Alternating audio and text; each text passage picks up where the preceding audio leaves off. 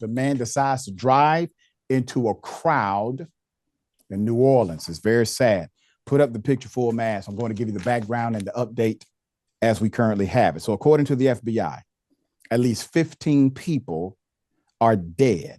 30 people were injured after a man drove a truck into a crowd at Bourbon and Canal Street in New Orleans. This was on New Year's Day. This is being considered a terrorist attack. The identity of the suspect and the truck has been confirmed.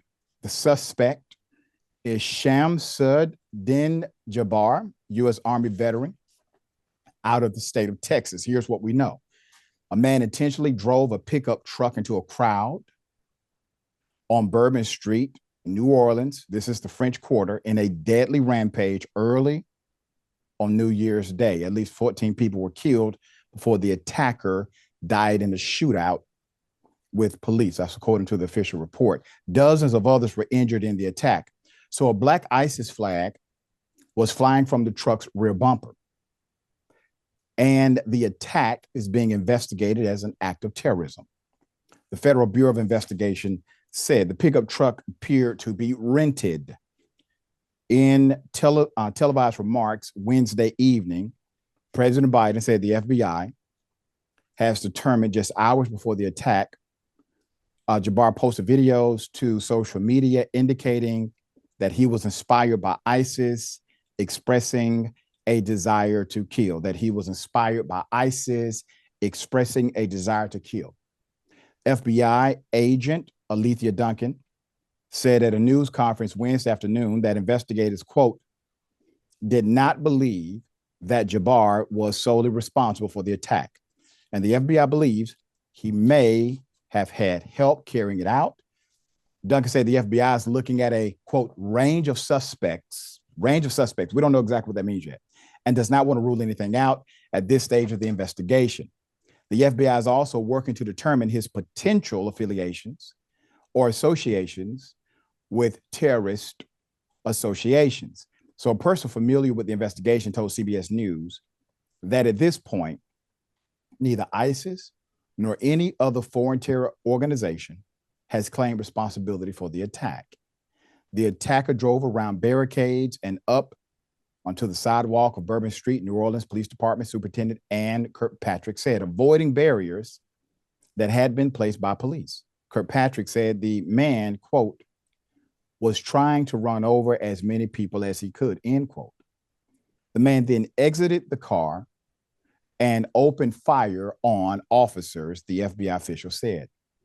He died after exchanging gunfire with 3 responding officers, the FBI said. He was struck by police fire and declared dead at the scene.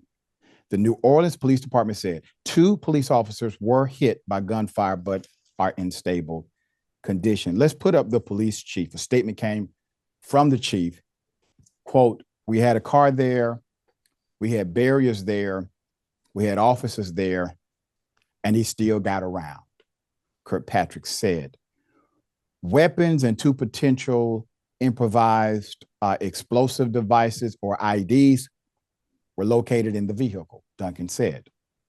At least 1 other IED was found in the French Quarter and was detonated by law enforcement. A person familiar with the investigation said the number of IEDs left behind is a large part of why the FBI believes the man may have had an accomplice, sources tell CBS News.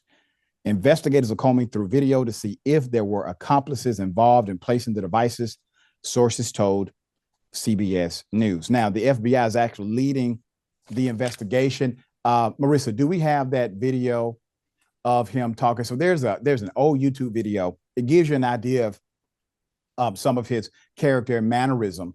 Here it is. Texas, and now live in Houston. And I've been here all my life, with the exception of traveling for the military, where I spent 10 years as a human resources specialist and IT specialist, where I learned the meaning of great service and what it means to be responsive and take everything seriously, dotting I's and crossing T's to make sure that things go off without a hitch. So I've taken those skills and applied them to my career. human resource specialist and IT specialist, self-described. This is a very sad occasion. Now, obviously, it was quickly determined, categorized as an act of terrorism. I agree with the category, just given the amount of information available now. I will say this. According to the FBI narrative, this individual was radicalized by propaganda. That's according to their own narrative, ISIS propaganda. Understand that if somebody can be radicalized by propaganda in the context of ISIS, that there are people who are radicalized by political propaganda in the context of MAGA. Understand these things are not mutually exclusive. They are connected. That propaganda can radicalize people to do extremely dangerous things, such as attempt to kill a bunch of people, and sometimes successfully do at one time. It is unfortunate. Obviously, the investigation continues. Our information is currently not complete. We will bring you updates. Ben, what are your thoughts on this? Yeah, I think it's great, Doc, that you're highlighting the fact that this is a terrorist attack and this man's radicalization into ISIS ideology and working on their behalf, whether they claim it or not, is not the point. The man clearly, there's no more clear evidence. And I don't know why the media in general is doing such a great job of burying the fact that this is a terror attack. The man had an ISIS flag on the back of his truck while running people down, clear as day. They were very quick to say Luigi Mangione was a terror attack when it's literally not even fitting the definition of terrorism. He was trying to target one specific person of a very elite, small class of people. Not that he should have done that, but that's not black and white terror like this is. This is a great example of the dangers facing us here in the West of radical Islamic terrorism. This is what happens when people are radicalized and bastardize an otherwise peaceful, beautiful religion of Islam and take it to murder people who don't agree with them.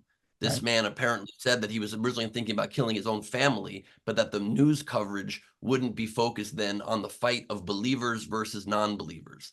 This is jihadism on our shores. This can't be buried. I don't know why we've gotten into this PC place where we are afraid to call something what it is on its face. This is what globalizing the Intifada means. It means they're coming for us in the West who have Western values, who believe in equality for all people, all belief systems. And this is a man that just so clearly, you see him in a clip before, was a patriot, was a man who served his country, and due to ISIS propaganda kills American citizens because he hates our values. He hates what we stand for. He wants to impose his religious beliefs on others.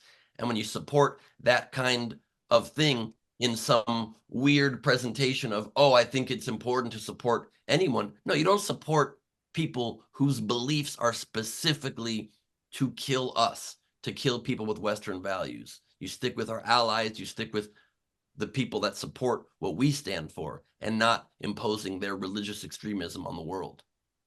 Yeah, and when you zoom out and not get so caught up in the weeds, because sometimes we can miss the bigger dynamic at play. The bigger dynamic is this lack of value for human life.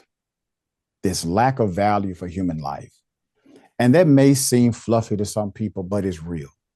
The more you can see yourself, the more you can appreciate the experiences of life for yourself, the more you can see who you are as an independent, autonomous, sovereign human being, the more you see that in other people.